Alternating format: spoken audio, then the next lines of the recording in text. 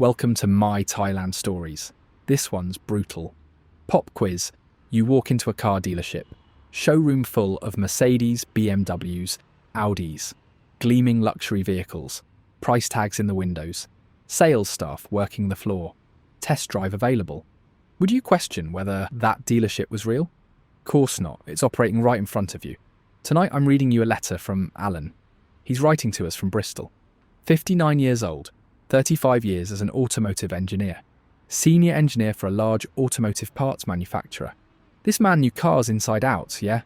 Vehicle design, manufacturing processes, import regulations. The whole bloody lot. After a generous early retirement package of £190,000, he wanted to invest in something he understood. Used car dealership in Thailand seemed perfect. What he found in Pattaya looked brilliant. Showroom displaying 15 luxury vehicles. Another 20 in the lot. Professional operation, sales records, import documentation, the works. What happened to Alan will make you question every business you think you've seen with your own eyes. Buckle up, let's get into it. I'm here in an empty lot on Sukhumvit Road in Pattaya. This is where our new car dealership's supposedly operating. Where I've been receiving income from for 3 months. There's no showroom, no vehicles, no signage. Just vacant land with a for lease sign posted near the road. I walk the perimeter of the property. No signs that any construction or renovation ever took place. The building conversion photos Graham and Siriporn had been sending me for months showed a completely different property. All were bloody fabricated. I drive to Graham's original dealership, the one I visited in March, where I spent 2 days inspecting vehicles. Find a furniture store at that address now. Just furniture. No cars. No showroom.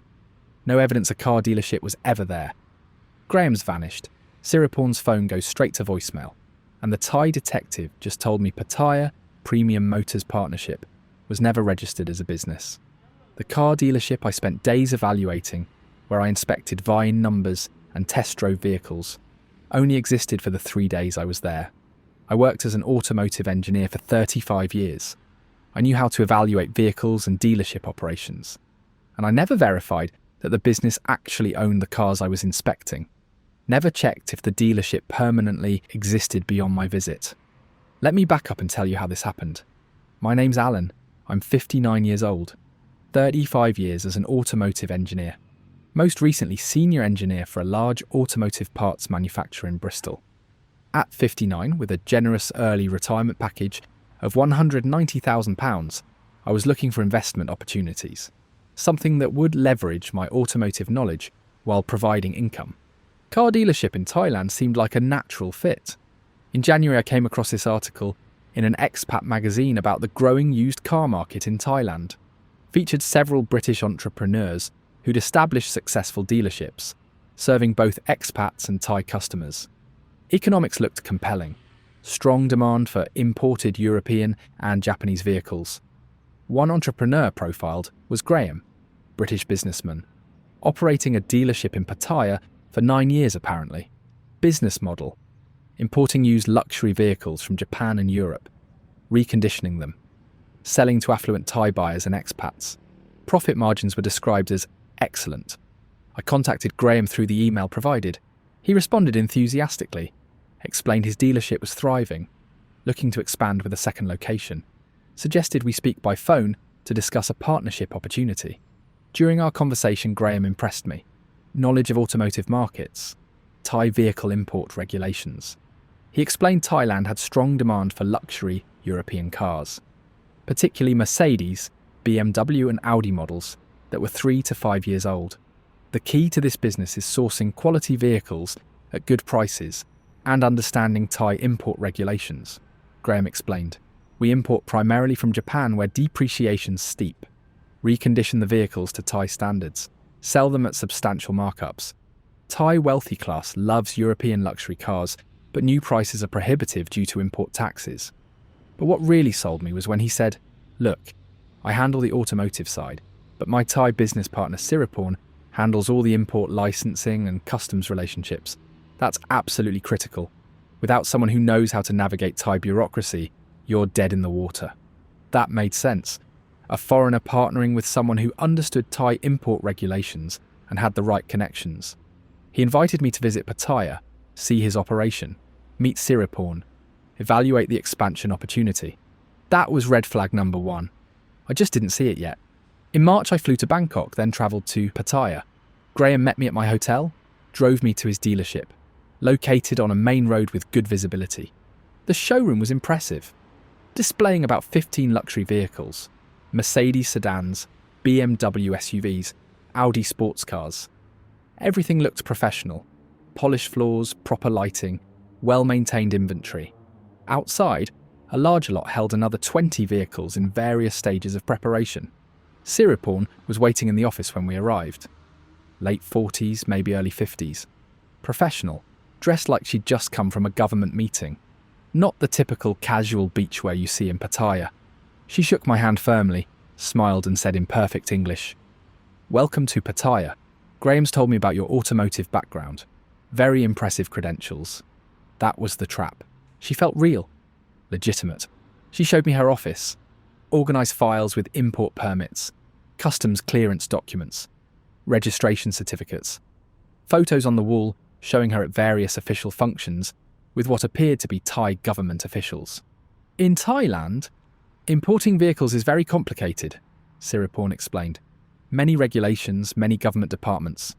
Department of Land Transport, Customs Bureau, Excise Department. Without proper relationships and knowledge, your vehicles sit in port for months. Costs accumulate. Business fails. She pulled out a folder. I've been doing this work for 15 years. Graham and I started working together 9 years ago. Before me, he tried to handle imports himself. Lost money on every shipment due to delays and penalties. Now, we clear vehicles in 3 to 5 days. That's why we're profitable. Graham introduced me to Chayawat, Thai manager who oversaw daily operations and sales, spoke excellent English, clearly understood automotive sales. We sell approximately 12 to 15 vehicles per month, Chayawat explained, mix of Thai customers and expats. Average sale price is around 1.8 million baht. We maintain about 35 vehicles in inventory at any time. New arrivals every 2 weeks from our import partners in Japan. He showed me sales records, customer contracts, an inventory management system. Everything organised and professional. Over the next 2 days, Graham took me through the complete business model. But it was Siriporn who really impressed me.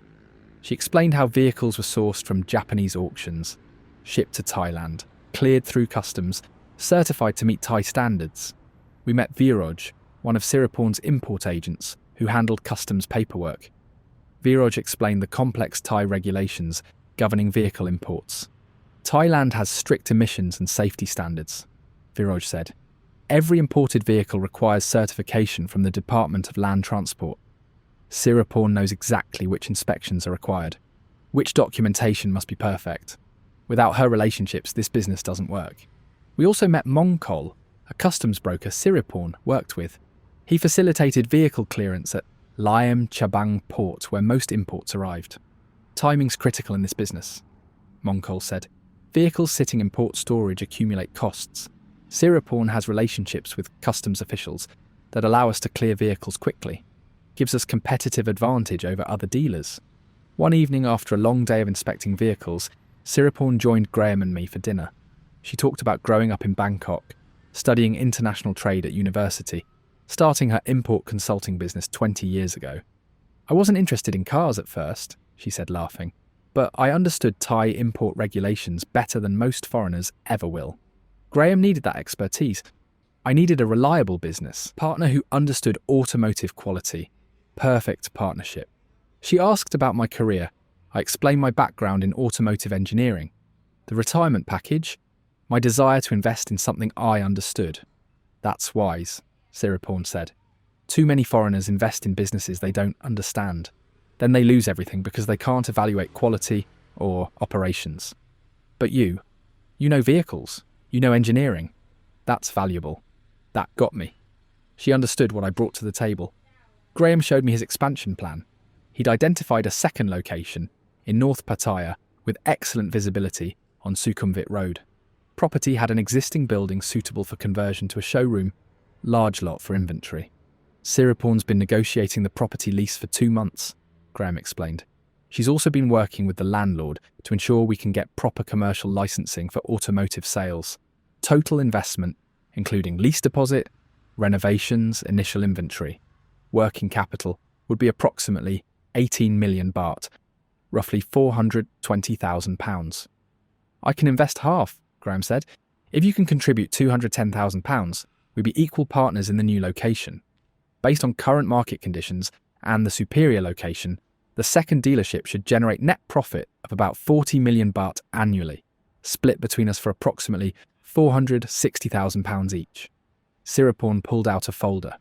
Financial projections, import timelines, market analysis of North Pattaya's growing affluent population, licensing requirements. I've prepared all the partnership documents, she said. We'll register Pattaya Premium Motors Partnership officially. Equal ownership between you and Graham. I'll maintain my consulting arrangement, handling all import licensing for both locations. Everything legally proper. I was intrigued but cautious. Over the next week, I did extensive research, contacted automotive industry contacts who had experience with Asian markets.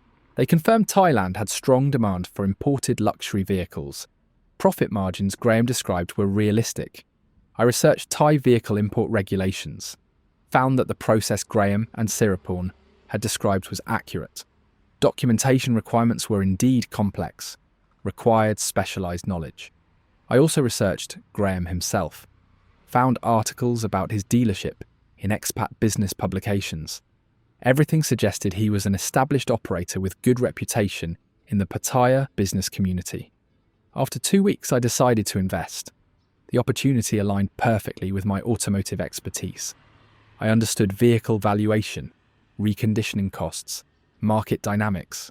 Financial projections were conservative, and Siriporn made the whole thing feel legitimate, professional, properly structured. Or so I bloody thought. I returned to Pattaya in April to formalise everything, met with a lawyer Siriporn had arranged. He explained the partnership structure. We'd form Pattaya Premium Motors Partnership, Graham and me as equal partners, with Siriporn as the import licensing consultant. Partnership agreement was comprehensive. Capital contributions, profit distribution, inventory management, operational responsibilities. Everything looked appropriate.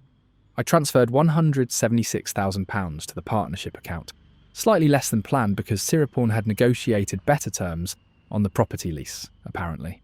The landlord respects me, she'd said with a smile.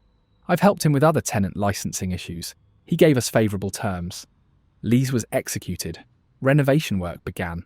Over the next 4 months, I received regular updates, photos showing the showroom being converted. Building was painted. Display areas were constructed. Lots was paved and lined for inventory parking. Everything appeared to be progressing well. The messages came from both Graham and Siriporn.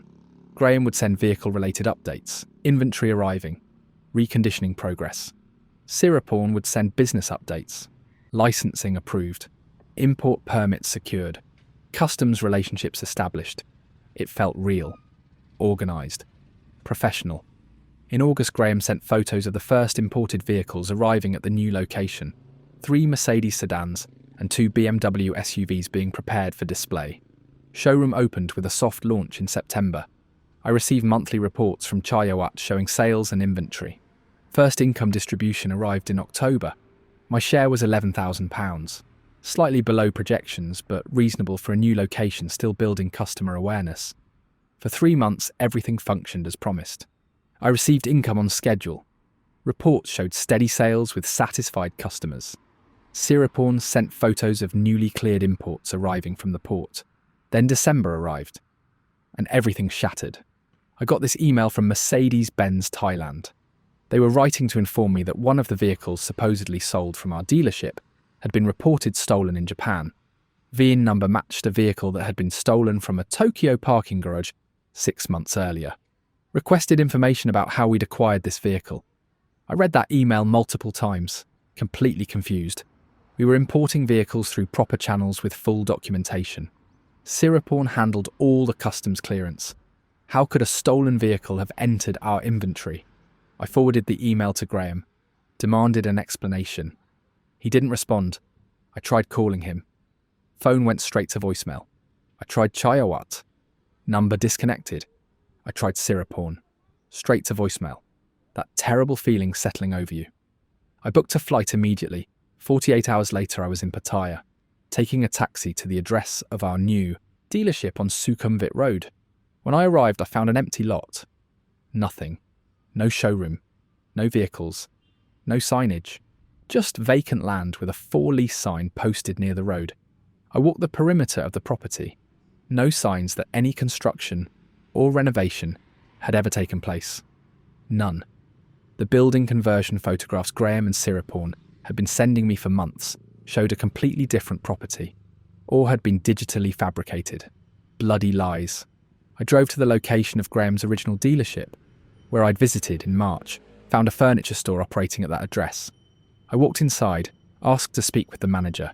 Thai woman came out. I explained I was looking for a car dealership that had been at this location. She looked confused. This has been furniture store for 6 years, she said. No car dealership here, maybe different location. I showed her photographs from my March visit. Showroom, luxury vehicles on display, lot full of inventory. She studied them carefully. I don't recognise this showroom, she said. These cars weren't here, we sell furniture only. Maybe you have wrong address. The ground just disappeared beneath me. I asked if I could look around. She agreed. Building layout was similar to what I remembered, but there was no showroom area. No service bays. Nothing related to automotive business. Just furniture displays and storage. I went straight to the Pattaya Tourist Police Office. Filed a report. Detective assigned to my case had dealt with automotive fraud before. You could tell. His face barely changed as I explained everything. Over the next week, his investigation revealed the complete truth, each piece worse than the last. Graham didn't exist as a registered car dealer in Pattaya. Pattaya Premium Motors Partnership had never been registered as a business. Siriporn had no registered import consulting business. The dealership I'd observed was either completely fabricated or involved temporarily staged elements. This is a sophisticated automotive fraud, the detective explained. The scammers identify empty properties or existing businesses, temporarily stage a car dealership operation, show it to investors. Everything appears real because they bring in actual vehicles, hire temporary staff, create functioning showrooms for short periods. The detective investigated the property I'd visited in March. Furniture store had been operating there for years, but the owner confirmed someone had approached him about renting the space for a weekend car exhibition event. They'd paid for 3 days, brought in vehicles, set up displays, then removed everything. We believe they told the property owner they were hosting a special automotive showcase, the detective said. They paid rental fees, staged the entire dealership temporarily, had you visit during that weekend. After you left, they dismantled everything and returned the space to normal. Siriporn's office. The import permits on the wall. The photos with government officials. All staged. The permits were probably forgeries. The photos were either stolen from someone else's social media or digitally manipulated. The woman you knew as Siriporn is likely an actress or professional con artist, the detective said. She understands what foreign investors need to see. Import licenses, customs relationships, government connections. She provides exactly that. Very convincing. Charyawat didn't exist in any professional capacity. Detective found no record of anyone by that name working in automotive sales in Pattaya. Viroj and Mongkol, Siriporn's import agents, had both vanished. Phone numbers disconnected. Office addresses were virtual offices. No one in the Thai automotive import industry had heard of them. The vehicles I'd seen in the showroom were the key to understanding the scam. The detective traced several VIN numbers from photographs I'd taken. Discovered some were legitimate vehicles temporarily borrowed or rented from actual dealers. Others were stolen vehicles that had been imported illegally. The Mercedes that triggered the investigation was indeed stolen from Japan. They created a temporary inventory by mixing rented vehicles from legitimate dealers with stolen cars, the detective explained. Legitimate vehicles gave credibility. Stolen vehicles showed their true criminal nature. After your visit, the rented vehicles were returned and the stolen vehicles were sold through black market channels. The import permits, customs clearance documents, vehicle registration certificates were all sophisticated forgeries. Detectives showed them to officials from the Department of Land Transport, who pointed out irregularities, stamps, signatures, document formats. "These forgeries are very high quality," an official said. "They'd fool most people who don't work with genuine import documents daily, but when we compare them side by side with real documents, the differences are clear. The financial records showing 3 years of profitable operations were complete fabrications. Sales contracts, customer records, inventory tracking systems, all created specifically to deceive investors. The income distributions I'd received weren't from any dealership sales. Detective traced the payments. They came from accounts controlled by the scammers. They'd simply taken a portion of my invested capital and returned it as fake profits. Standard practice in these scams," the detective said. 3 months of payments totaling maybe £30,000 keeps you confident while they move the remaining £146,000 out of the country. I wasn't the only victim. At least 3 other investors. A German businessman, £158,000. An Australian automotive professional, £134,000. A Dutch entrepreneur, £142,000. Combined losses exceeded £610,000. I connected with the German victim, Wolfgang, 30 years automotive industry experience, dealership management in Germany. I inspected the vehicles professionally, Wolfgang said during our first phone call. I checked VNs against databases, examined paint quality for signs of accident damage, evaluated mechanical condition. Everything appeared legitimate. What I didn't think to check was whether the dealership actually owned the vehicles or whether they were just temporarily present for my visit. The Australian victim, Trevor, brought his mechanic colleague to evaluate the vehicles before investing. Mechanic confirmed the cars were in good condition, properly reconditioned for sale. My mechanic's excellent at evaluating vehicle condition, Trevor explained. He checked everything, but he was evaluating whether the cars were quality inventory, not whether they were stolen or temporarily borrowed. The vehicles were good cars, they just didn't belong to the dealership. All 3 of them had dealt with someone claiming to be Siriporn. Same woman, same professional presentation, same convincing story about import licensing expertise. She was so knowledgeable, Wolfgang said. She knew every detail of Thai import regulations. How could we have known she was just an actress playing a role? 3 weeks after filing the report, the detective informed me the investigation had reached its limits. Perpetrators had left Thailand. Money was unrecoverable.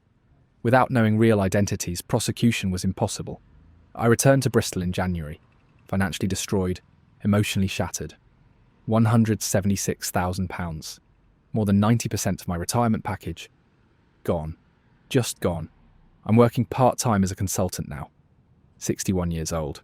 Living in a small flat in Bedminster. Starting over from almost nothing. My former colleagues don't know the full extent of what I lost. I told them the Thailand investment didn't work out. Lost some money. They don't know it's almost all of it. I lie awake most nights replaying that dinner with Siriporn. When she said I was wise to invest in something I understood. When she recognised the value of my automotive expertise. She knew exactly what she was doing, what buttons to push. The vehicles were real. The showroom was real. The inventory was real. My evaluation skills were correct. But business ownership verification required different skills. And I didn't have them. About 18 months later, I got a message through LinkedIn. No profile. Message read, "Your automotive knowledge is solid. Vehicle evaluations were accurate and professional. Those were quality cars properly maintained." Different question though. Business ownership verification required different skills. Keep the expertise. Lose the overconfidence. I stared at that message for hours, feeling rage.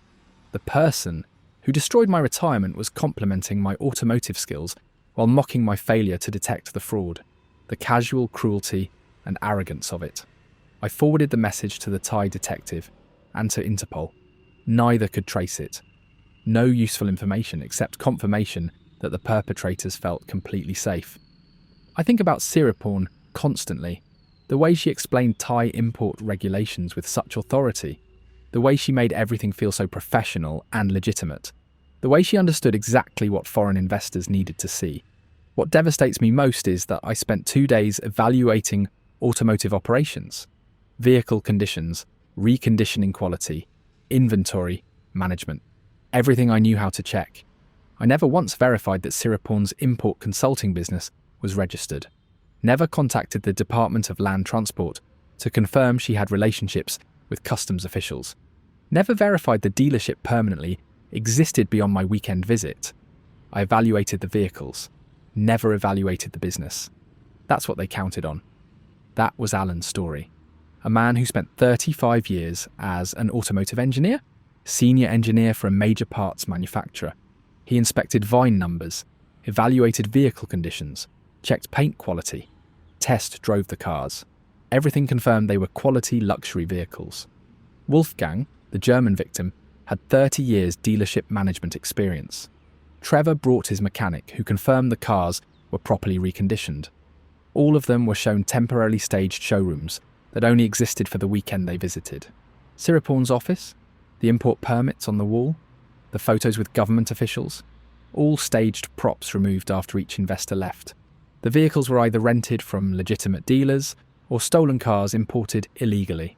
Alan's back in Bristol now, working part-time as a consultant, lost over 90% of his retirement package. Someone sent him a LinkedIn message saying, "Keep the expertise, lose the overconfidence." The bloody nerve. Thanks for sharing, Alan. This is my Thailand stories. Watch yourself out there.